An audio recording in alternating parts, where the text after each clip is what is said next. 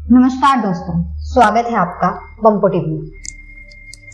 मैं ज्योति प्रताप आपके साथ शेयर करती हूँ यहाँ पर बहुत सारे थ्रिलर किस्से, स्केरी स्टोरीज। और अगर आपको ऐसे ही थ्रिलर किस्से और स्केरी स्टोरीज सुनना पसंद है तो उम्मीद करती हूँ कि अभी आप सब्सक्राइब बटन दबाकर, बेल आइकन दबाकर आप मेरे साथ बन जाए।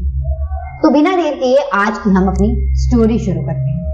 दोस्तों, जो मेरी आज की रियल हॉन्टेड स्टोरी है ये है गुरुग्राम सेक्टर उद्योग विहार की। उद्योग विहार की ये स्टोरी है एक बीपीओ सेंटर जिसका नाम था सैफ्रॉन। जी हाँ दोस्तों, ये बिल्कुल एकदम सच्ची घटना है। इस स्टोरी को कवर टाइम्स ऑफ इंडिया ने भी किया था 2014 में। वहां के एक एम्प्लॉय समर अब्बास ने भी अपने साथ हुई पैरानॉर्मल जितनी भी गतिविधियां थी उनको टाइम्स ऑफ इंडिया के साथ शेयर किया था, और एक रिपोर्टर ने भी यहाँ की सभी गतिविधियों को न्यूज और टाइम्स ऑफ इंडिया के अंदर बयान किया।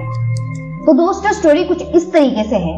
क्या हो अगर आपको पता लगे कि आपके साथ जो व्यक्ति 1 साल से 6 महीने से एम्प्लॉय ऑफ द ईयर का खिताब जीत रहा है, वो आमतौर पे जैसे आम लोग हैं उसकी तरह आपके साथ उठता बैठता है, नॉर्मली सभी लोगों के साथ मिलता जुलता है, लेकिन आपको पता लगे कि वो व्यक्ति सच नहीं था, यानी कि वो व्यक्ति जिंदा ही नहीं था, ये मात्र उसकी एक रूह थी, तो आप कैसा महसूस करेंगे? यही हुआ था कुछ सैफ्रॉन बीपीओ सेंटर में।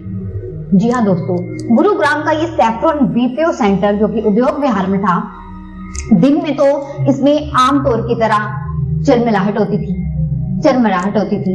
लोग आराम से यहाँ घूमते थे, काम करते थे, टेलीफोन की रिंग्स बजती थी, नंबर पैड पर डायलर घूमते थे। लेकिन रात होते होते यहाँ एक अजीब तरीके का सन्नाटा पसर जाता। रात होते होते लोग कुछ अजीब तरीके की गतिविधियां यहाँ पर नोटिस करते, लेकिन अपनी थकावट होने के कारण और या फिर वहम होने के कारण इन सभी चीजों को नकार देते हैं। लेकिन अजीब तो कुछ अब होने वाला था। दोस्तों, ये बात है 2005 की। 2005 में आम एम्प्लॉयज की तरह एक रोजी नाम की लड़की जिसका नाम निकिता रॉय भी था, वो सैफ्रॉन सेंटर ज्वाइन करती है। वो अपना इंटरव्यू राउंड क्लियर करती है और उसके बाद वो अपनी पोजीशन ज्वाइन कर लेती है कॉल सेंटर में। नॉर्मल सभी बच्चों की तरह, सभी लोगों की तरह वो कॉल सेंटर में फोन पिक करती थी, कस्टमर्स की बात सुनती थी, उनके हल करती थी और फोन रख देती थी। लगातार पिछले 3 से 6 महीने से वो एम्प्लॉय ऑफ द ईयर का खिताब जीतती आ रही। अपने सभी वरिष्ठों का, यानी कि जो भी उसके जितने भी टीम लीडर थे, उन सभी का उसने दिल जीत लिया था। वो टाइम पर आती थी, टाइम पर जाती थी, लेकिन ज्यादा किसी से खास मिलते जुलती नहीं, यानी कि जैसे खाने की टेबल पर बैठ के सबके साथ खाना शेयर करना, ये सब चीजें नहीं किया करती थी। लेकिन सबके साथ नॉर्मल बात करती थी, हंसी मजाक भी करती थी। लेकिन सबसे ज्यादा जो उसकी बातचीत होती थी, जो उसके साथ वाली जो बगल की चेयर पे जो भी बैठता था उसके साथ ही होती थी। बाकी वो नॉर्मल लोगों की तरह इतना बातचीत नहीं करती। तो सभी को लगता था कि थोड़ी सी दूसरों से हटकर है, थोड़ा जिसको हम कह सकते हैं कि ज्यादा सबके साथ घुलती मिलती नहीं है, वैसी लड़की है। लेकिन उसके टीम लीडर उससे बहुत खुश थे, उसके ऑडिटर उससे बहुत खुश थे, क्योंकि उसकी आवाज क्लियर थी, बिल्कुल बिना रुके। जो अपने जितने भी कॉल सेंटर के जो रूल्स होते हैं, जिन लोगों ने कॉल सेंटर में काम किया है वो मेरी बात समझ रहे होंगे, उन चीजों को वो बहुत अच्छे तरीके से फॉलो करती थी। अपनी कॉल बहुत ही क्लियर और साफ ढंग से लेती। अब एक दिन अचानक से क्या होता है कि रोजी रोज की तरह कॉल्स अटेंड कर रही होती है। तभी रोजी की डेस्क पर एक कॉल आती है। वो कॉल उठाती है और लगभग उसकी ये कॉल 40 से 50 मिनट की जाती है। अब ये चीज देखकर सभी कॉल सेंटर वाले, उसके जो साथ के टीम लीडर थे, वो भी हैरान थे, ऑडिटर भी हैरान थे कि रोजी इतने टाइम से इतनी लंबी कॉल किसकी ले रही है। नॉर्मली सभी लोगों के ऑडिटर कॉल चेक करते थे पीछे से, लेकिन रोजी की इतनी ज्यादा चेक नहीं करते थे, क्योंकि वो पिछले 3 से 6 महीने से एम्प्लॉय ऑफ द ईयर का अवार्ड जीत रही थी। तो सभी लोगों को लगता है कि होगी कोई कॉल, ऐसा क्या हो गया। लेकिन रोजी लगातार कॉल पर खिंचकर बात कर रही थी, थोड़ा गुस्से में बात कर रही थी। और 40 से 50 मिनट के बाद जैसे ही वो कॉल रखती है, वो कॉल रखने के बाद तुरंत किसी से बात नहीं करती है, अपना पर्स उठाती है और ऑफिस से निकल जाती है। अब ये हैरान कर देने वाली बात इसलिए भी थी क्योंकि कॉल सेंटर में जितनी भी कॉल्स आती है वो ज्यादा से ज्यादा 5 मिनट की होती हैं। इससे ज्यादा कोई भी लंबी कॉल नहीं होती है, चाहे कितनी ही जरूरी बात क्यों ना हो। अब ये देखकर उसके जो एम्प्लॉय, जो साथ काम करने वाले जितने भी लोग थे वो भी हैरान थे और उसके टीम लीडर्स भी हैरान थे। रोजी ने बिना किसी को कुछ बताए ऑफिस छोड़ दिया था। खैर सभी को फिर भी नॉर्मल लगा कि होगी कोई बात, शायद तबीयत खराब हो गई होगी, क्योंकि वो बहुत ही बेस्ट एम्प्लॉय थी, उससे सभी लोग खुश थे, तो किसी ने इतना उसको बॉदर नहीं किया। उन्होंने सोचा कोई बात नहीं, कल सुबह आएगी और हम कल उससे बात कर लेंगे कि वो अचानक इस तरह से ऑफिस छोड़कर क्यों गई। अब हैरानी तब हो जाती है जब 3 से 4 दिन 5 दिन बीत जाते हैं, लेकिन रोजी का कोई नामो निशान नहीं था। इसमें रोजी का ना तो घर का फोन लग रहा था और ना ही ऑफिस अभी तक वो आई थी, ना ही उसका ऐसा कोई फ्रेंड था जो उसके घर जाकर उससे बात कर सकता, क्योंकि किसी को पता ही नहीं था। वो किसी से इतना मिलते जुलती नहीं थी, आम लोगों की तरह, बाकी एम्प्लॉयज की तरह। लेकिन रोजी जिस बस में जाती थी उस बस ड्राइवर से बात की जाती है। जो इनके टीम लीडर थे वो बात करते हैं कि तुम रोजी को छोड़ने जाते हो, आपको रोजी का घर पता है, आप प्लीज रोजी के घर जाओ और जाकर पूछो कि वो क्यों नहीं आ रही है। अब टीम लीडर रोजी के बस ड्राइवर को बोल देते हैं। अब ये बस ड्राइवर जो है जहां पर रोजी को उतारता था वहां पर अगले दिन जाता है और वहां पर पूछते हुए, जिस गली में वो जाती थी वहां पूछते हुए धीरे धीरे वो जहां वो देखता था कि जिस घर के अंदर रोजी एंटर करती थी वहां जाकर वो घर की डोरबेल बजाता है और जैसे ही डोरबेल बजाता है सामने से एक आदमी निकल के आता है। वो उसको बताता है कि ऐसे ऐसे हमारी एम्प्लॉय है रोजी, बहुत अच्छी, और वो काफी दिन से ऑफिस नहीं आ रही है, क्या आप मुझे उनसे मिलवा सकते हैं, उन्हें बुला सकते हैं। वो बताता है कि इस नाम की कोई भी लड़की इस घर में नहीं रहती है, हमारे घर में किराएदार जरूर रहते हैं, लेकिन इस नाम की लड़की इस घर में बिल्कुल भी नहीं रहती है।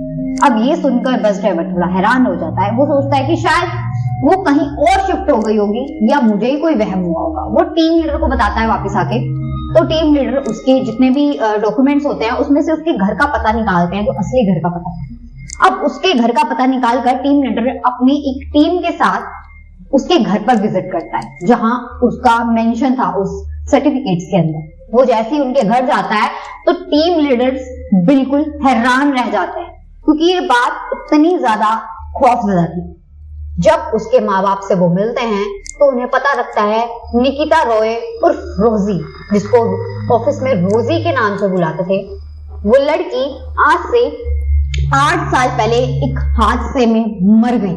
जी हाँ दोस्तों, ये रोजी नाम की लड़की जो ऑफिस में उनके साथ बैठती थी, जिसने 40 से 50 मिनट की फोन कॉल अटेंड की थी, जो हर पिछले 6 महीने से एम्प्लॉय ऑफ द ईयर का खिताब जीत रही थी, वो जिंदा ही नहीं थी। वो पिछले 8 साल पहले जो है वो मर चुकी थी एक बस हादसे में, सड़क रोड एक्सीडेंट पे वो मर चुकी थी। ये सुनकर सभी की टांगे कांप जाती है वहां बैठकर। फिर भी वो अपना वहम दूर करने के लिए ऑफिस से एक फोटो मंगवाते हैं जो उसकी ऑफिस में लगी हुई थी बाकी एम्प्लॉयज के साथ। वो बताते हैं हाँ ये हमारी ही लड़की है, लेकिन ये पॉसिबल कैसे हो सकता है कि ये लड़की वहां पर काम कर रही है। वो सोचते हैं कि शायद कोई और होगी, लेकिन वो उसकी सभी बारीकियां बताते हैं कि यह उसकी यहाँ पर दिल था या वो इस तरीके से बात करती थी। तो उसके माँ बाप बताते हैं कि सभी चीजें उन्हीं की बेटी की हैं, लेकिन उनकी बेटी तो पिछले 8 साल पहले मर चुकी है, उनकी बेटी जिंदा ही नहीं है। ये सुनकर उनकी रूह कांप जाती है।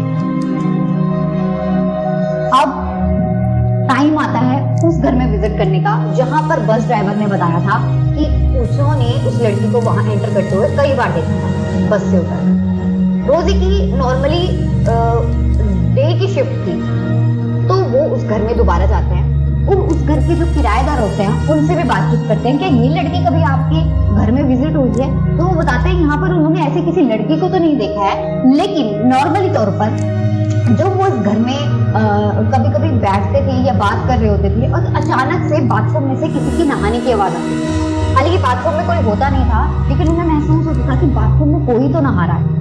कभी कभी उन्हें अचानक से एक हंसी की आवाज आती थी, कभी कभी अचानक से उन्हें पैरों की कदमों की आवाज आती थी, लेकिन घर में कोई भी नहीं होता था। खैर उस औरत ने बताया कि शायद वो कोई अच्छी रूह थी जो उनको बिल्कुल भी परेशान नहीं करना चाहती थी, लेकिन उसकी मौजूदगी हमें बहुत बार महसूस होती है। अब ये सुनकर सभी के पैरों तले जमीन निकल जाती है।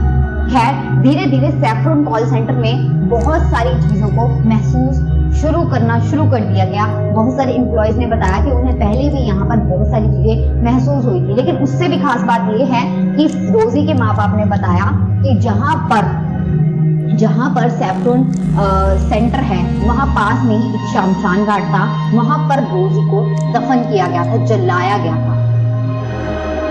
और उससे भी खास बात, जो सैफरन बीपीओ सेंटर था वहां पर पहले कब्रगाह थी, तो लोगों को अक्सर रात में कई बार अजीब तरीके की आवाज, कई बार कॉरिडोर में धीमी हंसी की आवाज, और कुछ एम्प्लॉयज ने देर रात ऐसा महसूस किया जैसे मान लो उन्हें पीछे खड़ा कोई देख रहा हो।